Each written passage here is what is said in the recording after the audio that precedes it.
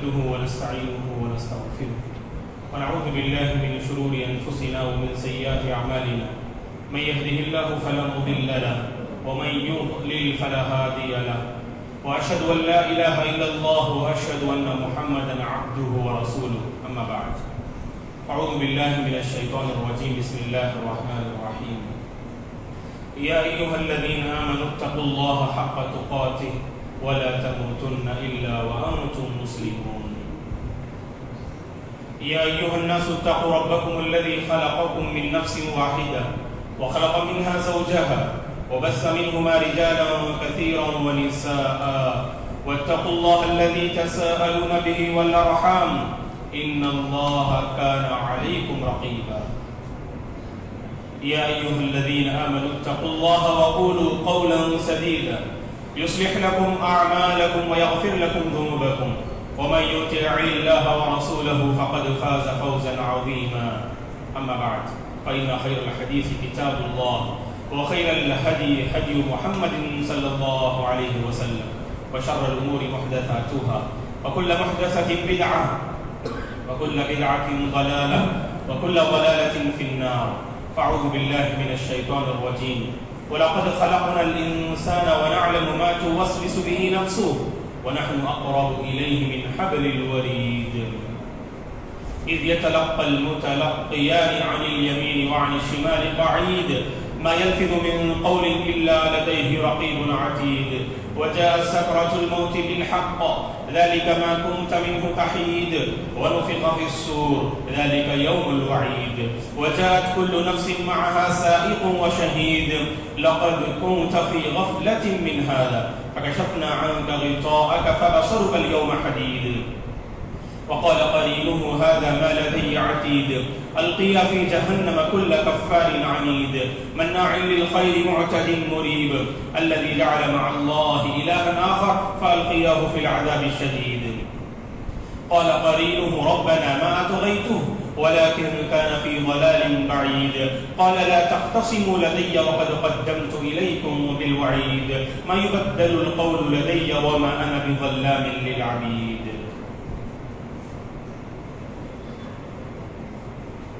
إن المبذرين كانوا إخوان الشياطين وكان الشيطان للإنسان كفورا ہر قسم کی تعریف بزرگی اور بڑائی اس اللہ وحدہ لا شریک کے لیے جس نے اس ساری کائنات کو پیدا کیا درود اور سلام ہو رحمت للعالمین خاتم النبیین امام الانبیاء صلی اللہ علیہ وسلم پر جنہوں نے اپنی امت کو زندگی کے تمام شعبہ جات میں گزارنے کا طریقہ اور سلیقہ سکھایا صحابہ کرام رضوان اللہ علیہم اجمعین تابعین تابعین تمام مومن مرد اور عورتوں پر اللہ کی رحمت اور اس کی سلامتی ہو آمین محترم بزرگوں نوجوانوں عزیز بچوں اور قابل احترام میری ماں اور بہن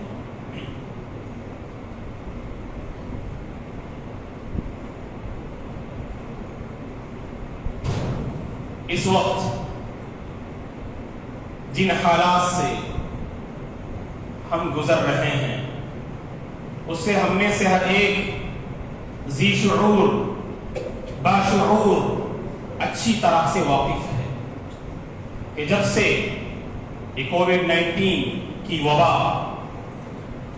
اور اس کو لے کر دنیا بھر کے لوگ جہاں پریشان ہوئے اور پریشان ہیں تو اس کی وجہ سے لاک ڈاؤن کا ایک سلسلہ طویل سلسلہ ہم نے اسے مشاہدہ کیا اور ان ایام سے ہماری اپنی زندگی بھی گزری اور اس لاک ڈاؤن کی وجہ سے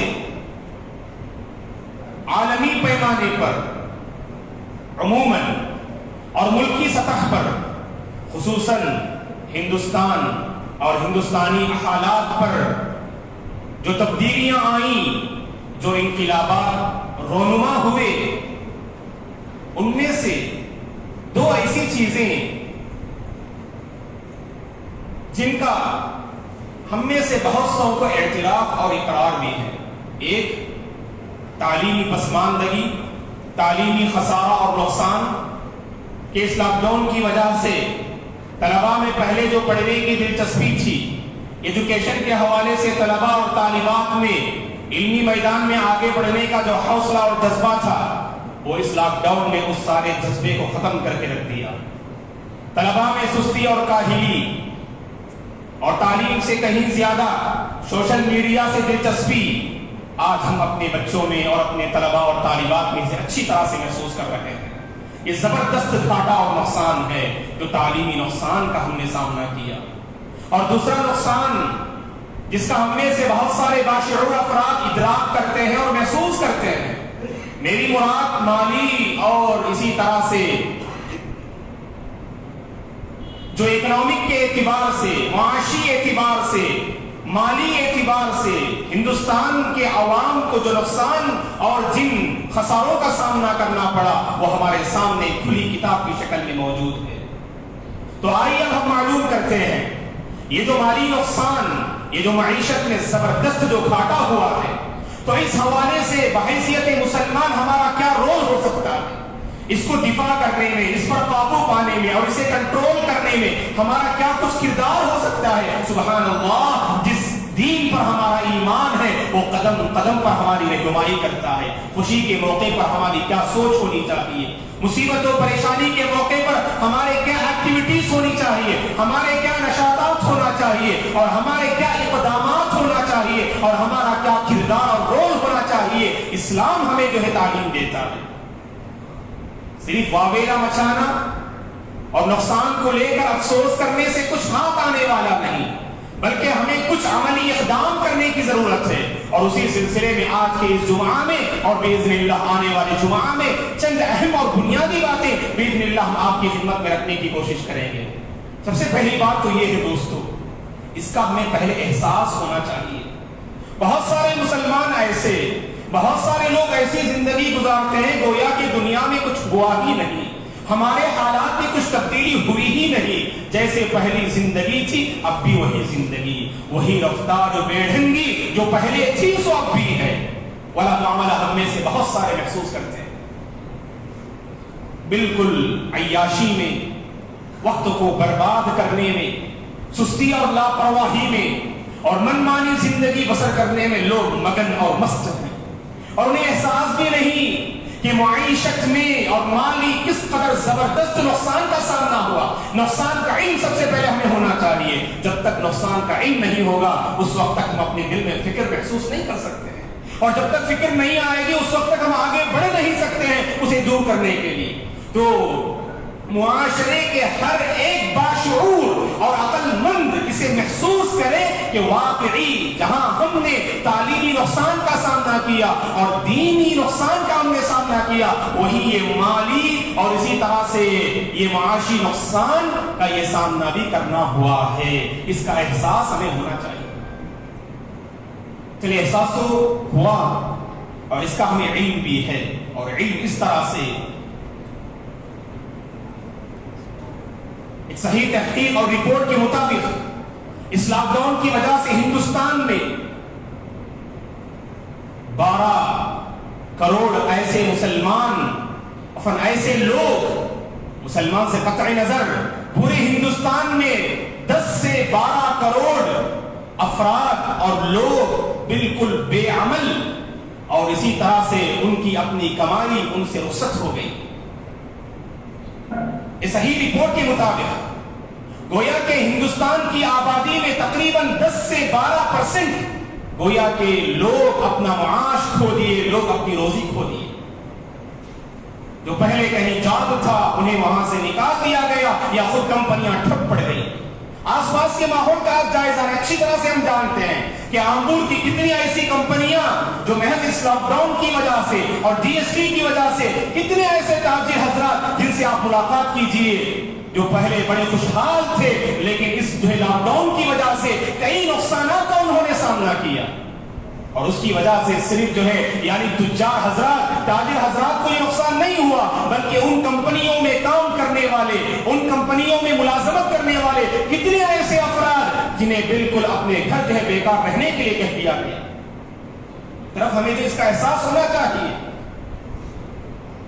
اور کئی گھر ایسے جو پریشان ہیں اس معاش کے مسئلے کو لے کر, مال کے مسئلے کو لے کر. کوئی خودکشی کی جانب آگے بڑھ رہا ہے, کوئی سوسائڈ کی جانب آگے بڑھ رہا ہے, کوئی غلط راہ کو اپنانے میں بے مگن ہے, کوئی بلڈنگ وغیرہ کے ذریعے سے اپنا پیٹ بھرنے کی کسی بھی طرح بس مجھے مال چاہیے. جیسے اللہ نے قرآن مجید میں کہا انسان کی فطرت کے بارے میں گواہی دیتے ہوئے کہ وَإِنَّهُ عَلَى ذَلِكَ لَشَدِيدٌ وَإِنَّهُ لِحُبِّ الْخَيْرِ لَشَدِيدٌ. انسان مال کی محبت میں بڑا ہی حریص ہے اور بڑا ہی اندھا ہو جاتا ہے. اسلام ہماری رہنمائی کرتا ہے مال کمائیں, حاصل کریں, لیکن جائز راستوں کو اپنائیں. جائز راستوں کو اپناتے ہوئے اگر چند پیسے اگر آپ کو ملتے ہیں, اللہ ان میں برکت اور سکون عطا فرمائیں گے. یہ یقین اور یہ بھروسہ اسلام ہمیں عطا کرتا ہے. دوستو, غلط راستے سے آپ کو لاکھوں اور کروڑوں روپے مل جائیں, چند ہفتے میں آپ کئی زمینوں کے مالک بن جائیں, اور چند ہفتوں میں آپ کے بینک بیلنس میں کروڑوں اور لاکھوں کا اضافہ ہو جائے, لیکن یاد رکھیں کہ جن مصیبتوں پریشانی کا آپ کو فیوچر میں سامنا کرنا ہے, اور سب سے بڑھ کر اللہ کے حضور حشر کے میدان میں اس مال کے حوالے سے جو غلط طریقے سے آپ نے کمایا ہے, اللہ کے پاس جو اللہ کے پاس آپ کا محاسبہ ہوگا, اسے بھی ہمیں ذہن میں رکھنا ہے. دوستو, بے لگام زندگی ہماری نہیں ہوتی, جیسے چاہے من مانی ہم زندگی نہیں گزار سکتے. شریعت کی باغ ڈور میں ہماری زندگی ہونی چاہیے, شریعت کی تعلیمات کی روشنی میں ہماری زندگی ہونی چاہیے. اور کوئی بندہ یہ کہہ نہیں سکتا کہ مولانا ہمیں پتا نہیں کہ اس معاملے میں ہمیں کیا کرنا چاہیے. شریعت ہر ایک جو ہے چیپٹر کو کھول کر بیان کرتی ہے کہ آپ کا کردار, آپ کی سوچ اور آپ کے جو ہے اقدامات کیسے اور کس طرح سے ہونا چاہیے. دوستو, احساس پیدا کریں اپنے اندر یہ نقصان جو ہوا ہے. اور دوسری بات, پست ہمت ہونے کی ضرورت نہیں, مایوس ہونے کی ہمیں ضرورت نہیں. ہم اپنے حوصلوں کو پست نہ کریں. بہت سارے لوگ جب اس طرح کی خبریں سنتے ہیں کہ ہر جگہ پریشانی ہے, ہر جگہ مالی گھاٹا ہے, مالی نقصان ہوا ہے, ہم کچھ کر نہیں سکتے, بس ہماری زندگی بس جیسے کچھ ہمیں مال حاصل ہوا ویسے ہم آگے بڑھ جائیں گے, تو یہی سوچ کر یوں ہی بیکار اپنی زندگی کو ضائع کر دیتے ہیں. اسی لیے شریعت جو یہ تعلیم دیتی ہے کہ مایوس نہ ہو. ایک مسلمان نہ اللہ کی ذات سے مایوس ہوتا ہے اور نہ اپنی زندگی سے مایوس ہوتا ہے. اسلام کی تعلیمات اسے یقین دلاتی ہیں. اسلام کی تعلیمات ایک مسلمان کو یقین دلاتی ہیں اور خودکشی اور سوسائڈ جیسے گھناؤنی حرکت سے اسے باز رکھتی ہے اور اسے روک کے رکھتی ہے. اللہ کی ذات روزی دینے والی اور اللہ کی ذات کے ذمہ میں ہے کہ وہ ہمیں جو روزی عطا کرنے والا. یہ یقین انسان کو شریعت عطا کرتی ہے. دوستو, ہمیں پست ہمت ہونے کی ضرورت نہیں, ہمیں مایوس ہونے کی ضرورت نہیں. عزیمتوں کے راستے بڑے ہیں پرخطر سہی, جو حوصلے بلند ہو نشیب کیا فراز کیا. بس حوصلوں کو بلند کرنے کی ضرورت ہے. ایک مسلمان کبھی اللہ کی ذات سے مایوس نہیں ہوتا. حالات کا مقابلہ کرنے کی طاقت اور سکت ایک مسلمان اپنے اندر رکھتا ہے. یہ دین ہمیں سکھاتا ہے دوستو کہ حالات جس قدر نازک کیوں نہ ہو, ہم ان حالات کا مقابلہ کر کے زندگی کو آگے ہم بڑھائیں گے.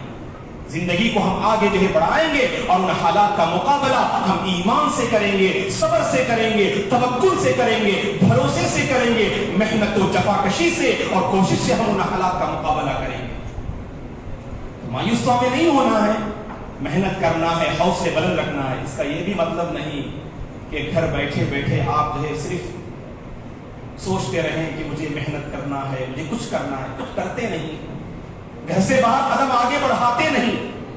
محنت کا جذبہ صرف دل میں ہے اور آپ کے اپنے جسمانی حرکت سے کوئی حرکت نہیں ہو رہی ہے. جسمانی اعضاء بس ایسے ہی گویا کہ فالعیاذ باللہ ایسے گھر میں ہے گویا کہ آپ کے اعضاء شل ہو چکے ہیں. کوئی آگے بڑھتا نہیں, ہمت کرتا نہیں. دوستو, ایسا نہیں ہونا چاہیے. ہمت کریں, آگے بڑھیں, میدان میں قدم رکھیں. اور اللہ کی اس آیت پر آپ کو یقین ہونا چاہیے وَأَن لَيْسَ لِلْإِنسَانِ إِلَّا مَا سَعَىٰ وَأَنَّ سَعْيَهُ سَوْفَ يُرَىٰ, کہ انسان کو وہی چیز حاصل ہونے والی ہے جس کی وہ محنت کرتا ہے, کوشش کرتا ہے, اور اس کی وہ کوشش بہت جلد اس کا پھل وہ پائے گا, بہت جلد اس کا پھل وہ دیکھے گا, ریزلٹس بہت جلد دیکھے گا. تو محنت کرنے کی ہمیں ضرورت ہے دوستو.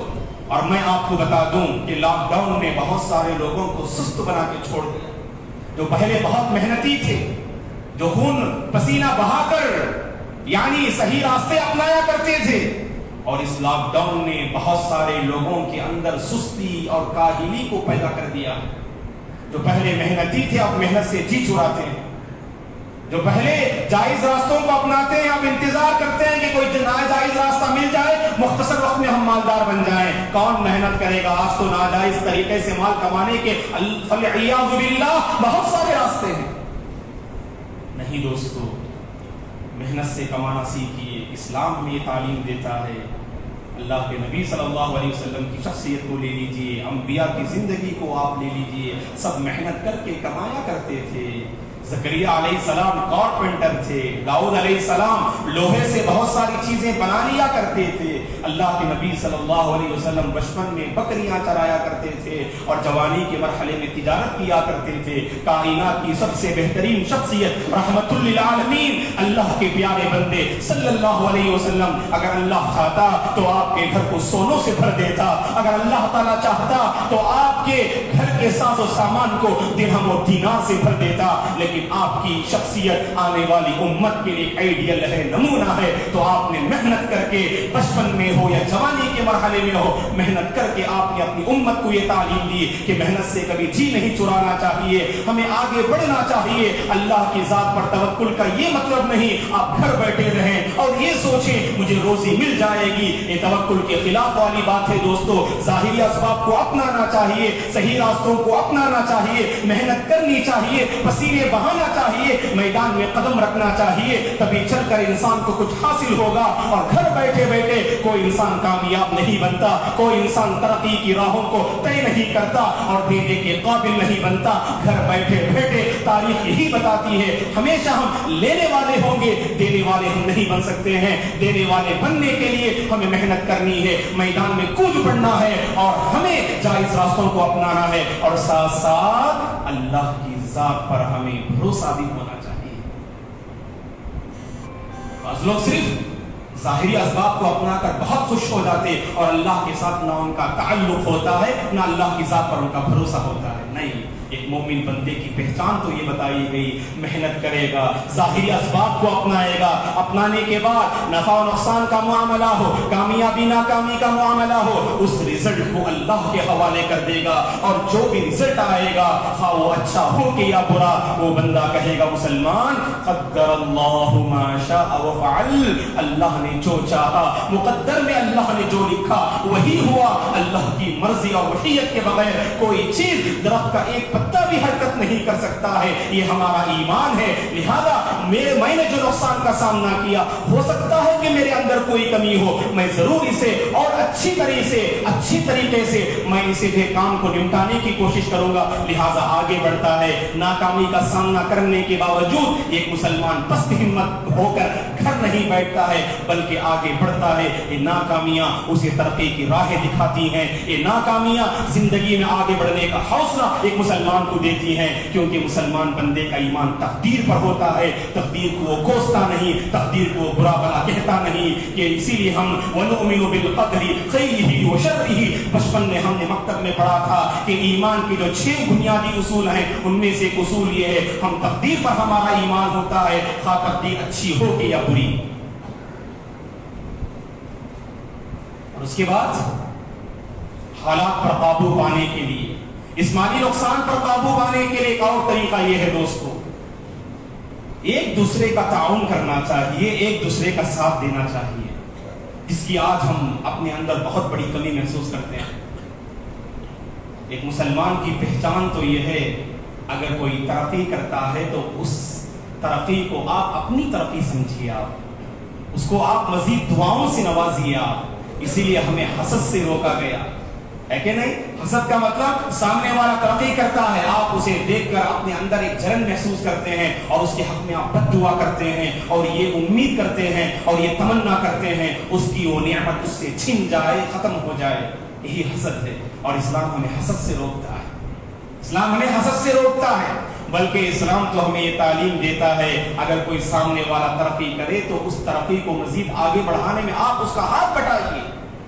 اگر کوئی پریشانی اور تکلیف میں ہے، آپ اس کی تکلیف کو دور کر سکتے ہیں تو دور کرنے کے لیے آگے بڑھنا چاہیے، اسے صحیح راستہ دکھانا چاہیے۔ بہت سارے اللہ کے بندے ایسے سامنے والا مال کے مسئلے کو لے کر بہت پریشان ہیں، اور آپ کو اللہ نے اتنی صلاحیت دی ہے، غور سے سنیے، اللہ نے آپ کو اتنی صلاحیت دی ہے کہ اس کی آپ صحیح رہنمائی کر سکتے ہو، ایسی جگہ کی اس کی آپ رہنمائی کر سکتے ہو جہاں اگر وہ بندہ چلا جائے تو اس کا مالی معاملہ حل ہو جائے گا، اسے کہیں پر جو ہے کام اور نوکری اسے مل جائے گی۔ آپ اچھی طرح سے جانتے ہیں بندہ بیکار ہے، گھر میں پریشان ہے، گھر والوں کو جو ہے بہت زیادہ پریشان کر کے رکھا ہے مالی جو ہے معاملہ، مالی پرابلم کو لے کر، اور آپ جانتے ہیں کہ آپ کا پڑوسی مالی مسئلے کو لے کر پریشان ہے، آپ کا اپنا خاندان کا کوئی فرد مالی مسئلے کو لے کر پریشان ہے، آپ کے آس پاس بسنے والوں میں سے کوئی ایک جو ہے مالی مسئلے کو لے کر جو ہے پریشان ہے، تو آپ کو آگے بڑھنا چاہیے اور صحیح راستہ اسے بتانا چاہیے۔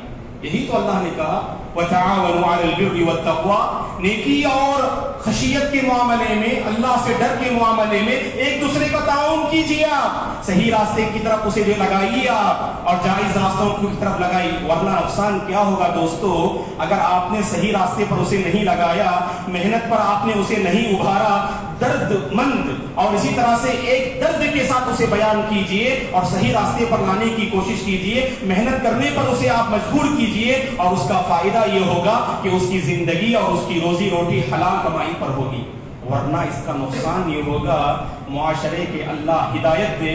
بعض ایسے بندے ہوتے ہیں جو ایسے نوجوان جن کے پاس تعلیم ہے، جن کے پاس ایجوکیشن ہے، جن کے پاس صلاحیت ہے، ایسے لوگوں کو ہاتھوں ہاتھ لے لیتے ہیں اور غلط جو ہے کاموں میں اور غلط راستوں میں لگا دیتے ہیں۔ آج یہی ہو رہا ہے، بستی کے پیغمبر کے کئی نوجوان جو آئی ٹی فیلڈ میں یا کمپیوٹر کا نالج جن کے پاس ہے، کہ ہمارے اپنے بزرگ اور ہمارے اپنے معاشرے کے تجربے کار لوگ صحیح رہنمائی نہ کرنے کی وجہ سے ان لوگوں نے بلڈنگ جیسا غلط راستہ انہیں بتا دیا، اور کئی نوجوان جن کی صلاحیتوں سے پوری امت فائدہ اٹھا سکتی ہے، پوری بستی فائدہ اٹھا سکتی ہے، لیکن اپنی صلاحیت کو حرام کاموں میں جو ہے لگائے ہوئے۔ اس کے ذمہ دار کون ہیں دوستو؟ اس کے ذمہ دار ہم میں سے ہر ایک ہیں، اس کے ذمہ دار ہم میں سے ہر ایک ہے، اسے ہمیں محسوس کرنا چاہیے، کیونکہ تعاون کا جذبہ ہمارے پاس نہیں ہے۔ تعاون کا جذبہ، تعاون کا یہ مطلب نہیں، مدد کرنے کا یہ مطلب نہیں کہ آپ مالی تعاون کیجئے جا کر، ہو سکتا ہے کہ آپ کے پاس مال نہ ہو، لیکن جانتے ہیں آپ کہ فلاں بندے کے پاس اگر اسے بھیج دیں گے تو وہ بندہ اس کا مالی مسئلہ حل کر دے گا اور اسے جو ہے مزدور نوکری پر لگا دے گا، ملازمت پر لگا دے گا۔ یہ ماحول ہمارے پاس ہونا چاہیے کہ کوئی بیکار نہ رہے، ہر کوئی آگے بڑھے، ہر کوئی ایک دوسرے کے درد کو سمجھے۔ اسی کو اللہ نے قرآن مجید میں کہا والمؤمنون والمؤمنات بعضهم اولیاء بعض، ایمان والے مرد اور ایمان والی عورتیں ایک دوسرے کے حق میں کیا ہوتے ہیں؟ ایک دوسرے کے حق میں مددگار ہوتے ہیں، بھلائی کا حکم دیتے ہیں اور برائی سے روکتے ہیں۔ اگر جانتے ہیں آپ کا پڑوسی، آپ کا رشتہ دار حرام کمائی میں مبتلا ہے، آپ اسے صحیح راستے پر لانے کی پوری کوشش کیجیے اور پوری فکر کیجئے اور اللہ سے دعا بھی کیجئے، اے پروردگار میرا پڑوسی، میرا رشتہ دار اور میرا فلاں خاندان کا آدمی حرام کمائی میں مبتلا ہے، اے پروردگار اسے حلال راستہ تو دے دکھا دے۔ اس طرح ہمیں دعا بھی کرنی چاہیے دوستو۔ کیا کبھی ہم نے اپنے رشتہ دار کے لیے دعا کیا؟ کیا کبھی ہم نے اپنا کوئی قریب جو بگڑتا ہوا دیکھ کر بھی ہم نظر انداز کر دیتے ہیں؟ کیا کبھی ہم نے اللہ سے اس کے حوالے سے جو ہے معافی طلب کی، اللہ تبارک و تعالیٰ سے اس کے حوالے سے یہ سوال کیا اے پروردگار اسے صحیح راستہ بتا دے؟ یہ سب جو ہے سوچ ہمارے اندر پیدا ہونی چاہیے دوستو۔ اور آخری بات کہ مختصر کہہ کر انشاءاللہ آنے والے جمعہ میں مزید اس پر جو ہے ہم کچھ مزید باتیں آپ کی خدمت میں رکھنا چاہتے ہیں کہ ان جو مالی نقصانات کا ہم نے سامنا کیا ہے ہندوستان والوں نے خصوصاً، کہ 12 کروڑ افراد ایسے ہیں جو بالکل جو ہے یعنی جنہوں نے اپنی نوکریاں جو ہے یعنی ان سے رخصت ہو گئی ہیں، ان کی اپنی ملازمتیں ان سے رخصت ہو گئی ہیں، وہ بالکل بغیر ملازمت اور نوکری کے اپنے گھروں میں تقریباً ہندوستان میں خصوصاً 12% ایسے ہیں جو بالکل جو ہے بغیر ملازمت اور نوکری کے اپنے گھروں میں بیٹھے ہوئے ہیں۔ بہت ساری کمپنیاں ٹھپ پڑ چکی ہیں۔ ایسی نازک صورتحال میں ہمیں اپنی لائف اسٹائل اور زندگی گزارنے کے طریقے پر بھی ہمیں جو کچھ سوچنا چاہیے دوستو۔ جیسے میں نے کہا شروع میں کہ بعض اللہ کے بندے ایسے جیسے لاک ڈاؤن سے پہلے زندگی تھی اب بھی ویسی زندگی بسر کر رہے ہیں, کوئی تبدیلی نہیں. نہ اپنے پڑوسی کے درد کو محسوس کر رہے ہیں, نہ اپنے خاندان اور رشتہ دار کے جو ہے تکلیف کو محسوس کر رہے ہیں. وہی عیاشی, وہی فضول خرچی, وہی اسراف و تبذیر. اللہ سے ڈرنے کی ضرورت ہے دوستو. یہ مال اللہ کی نعمت ہے, اس مال کے ذریعے سے اللہ ہمیں آزماتے ہیں اور ہمارا امتحان لیتے ہیں. اس مال کے ذریعے سے اللہ ہمارا امتحان لیتے ہیں. یاد رکھیں, اللہ تعالیٰ لاک ڈاؤن میں بھی آپ کو خوب نوازا ہے, تو ایسا نہ ہو کہ آپ بالکل جو ہے بغیر درد کے آپ جو پیسوں کو بہا رہے ہیں. یا بعض ایسے بندے جو لاک ڈاؤن سے پہلے جو خوشحال تھے لیکن لاک ڈاؤن کی وجہ سے کچھ پریشانیوں کو انہوں نے سامنا کیا ہے, تو حالات اور زندگی گزارنے کے اسٹائل میں کچھ تبدیلی لانی چاہیے. وہی فضول خرچی, دوسروں کے پاس قرض لے کر, دوسروں کے دروازے کو کھٹکھٹا کر, کیونکہ عادت ہو چکی ہوتی ہے دوستو ہم لوگوں کی. بدلنے کی ضرورت ہے, اپنے جو ہے خرچ پر جو قابو پانے کی ضرورت ہے. اسلام ہمیں قناعت پسندی, اللہ نے جتنا آپ کو نوازا ہے اس پر آپ جو راضی برضا ہوئیے, اسی کو کہتے ہیں قناعت. اللہ نے جتنا آپ کو دیا ہے اس پر جو ہے راضی برضا ہونے کی کوشش کیجئے. اور اس سلسلے میں یاد رکھیں کہ ہم نے اپنے جو ہے بڑوں سے ہم نے سنا ہے کہ آپ جو ہے اپنا پیر اتنا ہی پھیلائیں جتنی آپ کی چادر ہے کہ نہیں؟ آپ نے سنا ہوگا, جتنی آپ کی چادر ہے اتنا ہی آپ پیر پھیلائیں. اگر چادر سے بڑھ کر اگر پیر پھیلانے کی کوشش کریں گے تو آپ کا پیر باہر نظر آئے گا. تو یہی معاملات ہو رہا ہے دوستو. ہر کوئی جانتا ہے کہ میری اپنی آمدنی کتنی ہے اور میری اپنی جو صلاحیت اور میری اپنی طاقت کتنی ہے, اور طاقت سے بڑھ کر اپنے آپ پر بوجھ مت ڈالیے. پتہ نہیں کہ موت کب آ جائے گی دوستو, یہ زندگی ہم سے کب رخصت ہو جائے گی. اور یاد رکھیں قرض کا معاملہ بڑا ہی نازک ہے, قرض کا معاملہ بڑا ہی نازک ہے. اگر قرض کا معاملہ حل نہ ہو پائے تو اللہ تبارک و تعالی حشر کے میدان میں اس وقت تک ہمارا محاسبہ نہیں ہوگا جب تک کہ ہم وہاں قرض کے معاملے کو جو ہے ادا نہ کر دیں اور قرض کے معاملے کو جو ہے ہم نے حل نہ کر دیں. بڑا ہی نازک مسئلہ ہے دوستو. زندگی کا کوئی بھروسہ اور اس کی کوئی گارنٹی نہیں دوستو. اسی لیے اخراجات پر ہمیں قابو پانے کی ضرورت ہے. اور خاص کر میں عورتوں سے گزارش کرتا ہوں, وہ اپنے یعنی مرد حضرات کے آمدنی کو سامنے رکھ کر کے خرچ کرنے کی کوشش کریں. بعض خواتین اللہ انہیں ہدایت دے بڑی بے دردی سے خرچ کرتی ہیں اور اپنے شوہروں کو مجبور کرتی ہیں, اور شوہر بھی کبھی کبھار مجبور ہو جاتے ہیں یعنی اپنی بیوی کی محبت میں یعنی کہیں سے بھی ہو قرض کے ذریعے سے اور کہیں کسی سے مانگ کر ان کی ضرورتیں پوری کرنے کی کوشش کرتی ہیں. تو خواتین سے میری گزارش ہے کہ آمدنی کو سامنے رکھ کر اپنے جذبات اور خواہشات کو کنٹرول میں رکھتے ہوئے زندگی گزارنے کا جو سلیقہ اپنے اندر پیدا کر لیجئے. ہمارے بہت سارے پرابلم حل ہو جائیں گے, ہماری بہت ساری پریشانیاں ختم ہو جائیں گی. دعا ہے کہ اللہ تبارک و تعالی ہم میں سے ہر ایک کو شریعت نے مال کمانے اور مال خرچ کرنے کے حوالے سے جتنے جو ہے تعلیمات دی ہیں ان تعلیمات کو عمل کرتے ہوئے اور زندگی میں اپلائی کرتے ہوئے زندگی بسر کرنے کی توفیق عطا فرمائے. اور دنیا بھر کے لوگ اور خصوصاً ہندوستان کے لوگ جہاں کہیں مال کے مسئلے کو لے کر ایجوکیشن کے مسئلے کو لے کر پریشان ہیں, اللہ تبارک و تعالی ان کی پریشانی کو دور فرمائے. جو لوگ قرض میں ڈوبے ہوئے ہیں اللہ تبارک و تعالی قرض ادا کرنے کے راستے اللہ تعالی ان کے لیے آسان فرمائے. تجارت کے معاملے کو لے کر, بزنس کے معاملے کو لے کر, نوکری اور ملازمت کے مسئلے کو لے کر جو پریشان ہیں اللہ تبارک و تعالی ان ساری لوگوں کی پریشانیوں کو دور فرمائے. حلال روزی اللہ ہمیں عطا فرمائے, سکون والی زندگی اللہ ہمیں عطا فرمائے, صحت والی زندگی رب العالمین ہمیں نصیب فرمائے. اور جب تک ہمیں باقی رکھے, ایمان پر باقی رکھے, صحت و عافیت کے ساتھ رکھے, اور جب ہمارا خاتمہ ہو رب العالمین حسن خاتمہ ہمیں نصیب فرمائے, خاتمہ بالخیر اللہ نصیب فرمائے, ایمان پر اللہ ہمیں خاتمہ نصیب فرمائے. آمین. اقول قولی ھذا واستغفر اللہ لی ولکم ولسائر المسلمین من کل ذنب فاستغفروہ انہ هو الغفور الرحیم.